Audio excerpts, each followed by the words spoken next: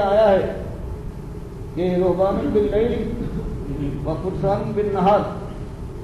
کہ رات کو اللہ کی بندگی میں انتہا کریں، گویا دنیا سے کوئی تعلق نہیں ہے، لیکن دن ہو جائیں تو اللہ کی رضا کے لیے، اللہ کے دین کی پھیلانے کے لیے یہ گھوڑوں کی پیٹھوں پہ دشمنوں کے نردے کے اندر گھس جاتے ہیں اور اپنی جان کو اللہ کی راہ میں لگاتے ہیں اور ان کی جانوں کا خلاقمہ کرتے ہیں۔ یہ وہ لوگ ہیں فرسان، یہ شہسوار ہیں، دن کے وقت رات کے وقت اللہ کے سامنے جھکنے والے، ڈرنے والے، ماتھے ٹیک کر، اور جن کی داڑیاں اللہ کے خوف سے جو آنسو بہے تو بھیگ جانے والی تھی، انہی میں سے یہ بھی ہے۔ یہ سوال کیا، کہتے ہیں قال سئل رسول اللہ صلی اللہ علیہ وسلم، کہ رسول اللہ صلی اللہ علیہ وسلم سے یہ سوال کیا گیا، ارے رجل، ایک صاحب کے بارے میں یقاتل شجاعتاً، کہ وہ جنگ میں شریک تو ہوتے ہیں، اسلامی جہاد ہے، دشمن اور باطل سے جنگ ہو رہی ہے، لیکن وہ خلوص نیت کے ساتھ اللہ کی رضا اور اللہ کے دین کی سرفرازی مقصود نہیں ہے،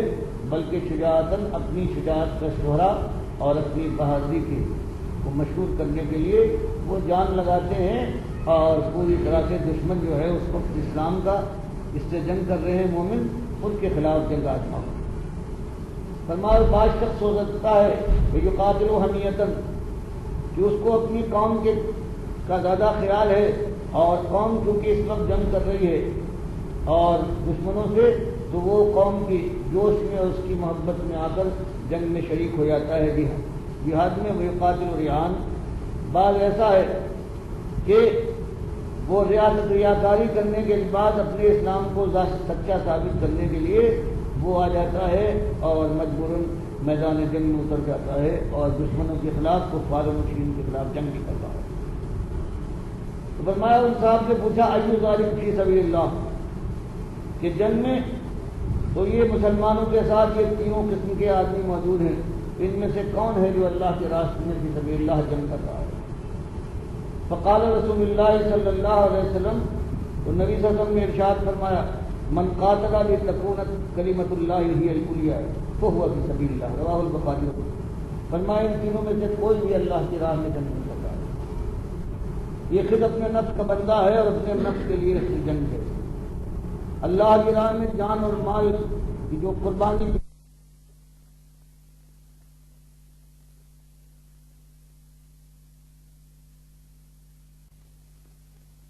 یہ آئے 20 سال کے بعد یہ بیان کرتے ہیں، اور ان کا حال یہ ہے، ان کا دین اور ان پر ایمان پیش کیا ہے ان کے ملک کے ایک قبیلے بنو دوس، اس کے ابو ہریرہ رضی اللہ تعالیٰ عنہ کے ایک جوان، ان کے سردار ہیں طفیل ابن عمرو الدوسی۔ وہ اس زمانے میں مکے میں آتے ہیں کہ جب ہر طرف سے اللہ کے نبی صلی اللہ علیہ وسلم کے خلاف سازشیں نہیں بلکہ ان کا مقابلہ ہو رہا ہے، ہر طرف سے ان کے خلاف آواز اٹھ رہی ہے، اور جو باہر کے آنے والے ہوتے ہیں، کوئی بھی ایسا اس کو سمجھتے ہیں ذمہ دار ہے، اس کے پاس قریش مکہ کے سردار اہل الرائے ہیں، وہ پہنچتے ہیں، ان کو بھڑکاتے ہیں، ان کو ڈر یہ ہے کہیں ہمارے اس مکے کے شہر میں اس ایمان کی وجہ سے یہ خلفشار پیدا ہو گیا ہے، کہیں پورے ملک کے اندر یہ بات نہ پھیل جائے جیسے آج یہ مولوی اور پیر اور جو غلط عقائد کے لوگ مالک ہیں، جو ان کے دل میں آگ لگ جاتی ہے ایمان کی وجہ سے، وہ کیفیت پیدا ہو گئی ہے۔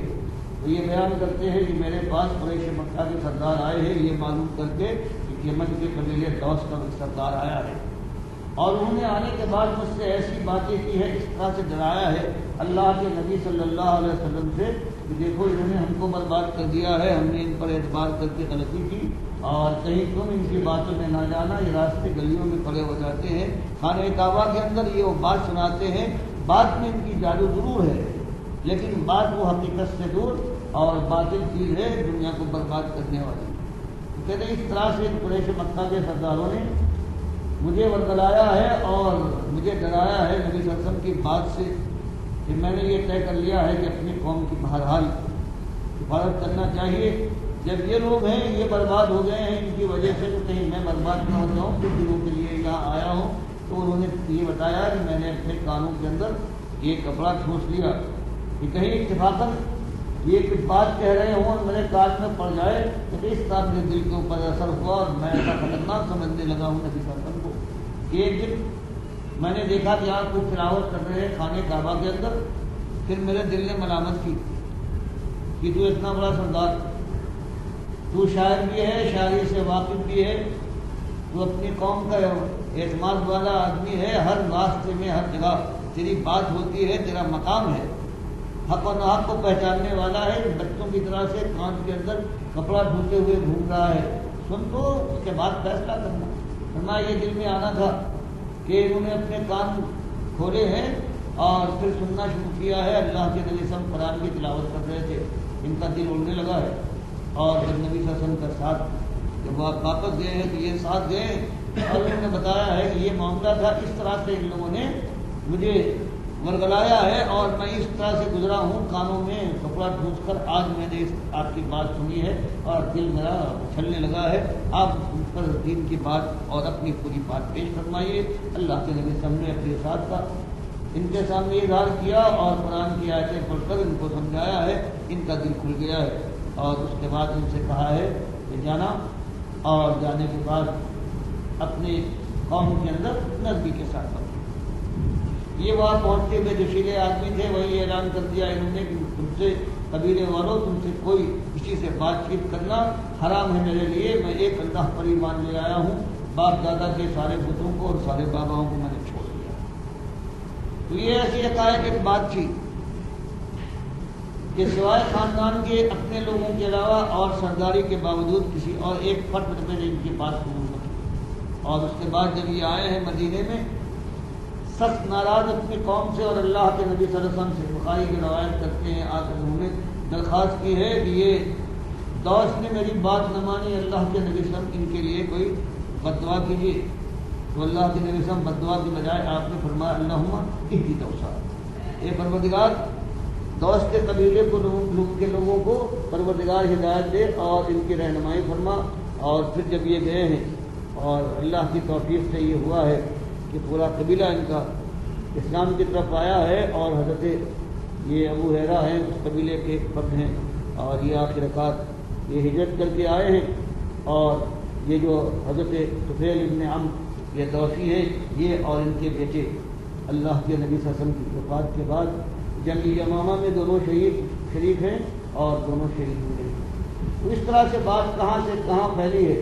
اور یہ حضرت ابو موسیٰ اشعری یہ جب نبوت کے ہجرت کے 7واں سال ہے کہ ایمان لانے کے بعد یہ انتظار کر رہے تھے کہ ہجرت کرے، آخر میں ان کا قافلہ مومنوں کا ہجرت کرتا ہے، لیکن مدینے کی طرف سمندر کی کشتیوں میں جا رہے ہیں، مدینے کی طرف جانے کی بجائے ہواؤں نے ان کو مخالف سمت پہ حبش کے ساحل پر جا کر ڈالا ہے۔ وہاں جب اترے ہیں تو اللہ کی مشیت یہ تھی کہ 14 برس سے وہ جو وہاں پر مہاجرین تھے حبش کے ان کے ساتھ ملاقات ہوئی ہے، اور پھر سب یہ مل کر پھر آئے ہیں مدینے کے قریب، ساحل پر اترنے کے بعد مدینے پہنچے ہیں۔ وہاں معلوم ہوا ہے کہ اللہ کے نبی صلی اللہ علیہ وسلم خیبر کی جنگ کے لیے گئے ہیں، تو بجائے اس کے وہاں انتظار کریں اور آپ کے آنے کی، تو یہ حضرات انتظار کرنے کے بجائے سینکڑوں میل اتنے لمبے سفر کے بعد آئے تھے، سینکڑوں میل چل کر خیبر پہنچے ہیں، اور خیبر کی فتح ہو چکی ہے۔ اللہ کے نبی صلی اللہ علیہ وسلم اس وقت انتہائی خوش ہوئے کہ 2 فتح نصیب ہوئی ہیں، ایک جنگ خیبر کی فتح ہے اور دوسرے کی مہاجرین آئے ہیں، اور آپ نے فرمایا ہے کہ میرے لیے یہ کہنا ممکن نہیں ہے کہ میں ان 2 فتحوں میں سے کس فتح سے زیادہ خوش ہوں۔ تو یہ اللہ کے بندے ہیں اور یہ آئے ہیں اس ایمان کے ساتھ، نمازی ایسے، روزے دار ایسے، اللہ کے قرآن کی قرأت کرنے والے ابو موسیٰ اشعری ہیں، لیکن اس کے بعد ان کا عالم یہ ہے کہ یہ جنگ اوتاس میں جو بخاری روایت کرتے ہیں شریک ہیں جنگ